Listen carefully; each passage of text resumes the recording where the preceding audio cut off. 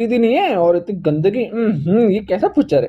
हाँ, लेकिन इसके पास फ़ोन तो काफ़ी एडवांस था। अरे ये डंपर वाला क्या कर रहा है? लगता है किसी को उड़ा देगा। उड़ा दिया। अस्सलाम वालेकुम भाई, ये कौन सी जगह है? बेटा ये राशिद मिनास रोड है। अबे ये स्कूल है या मंडी? अंदर जानवर क्यों पाले में?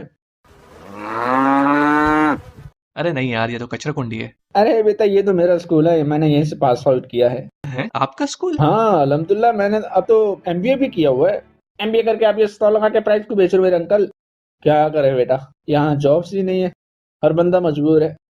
भाई वहाँ इतना रश किस बात का है?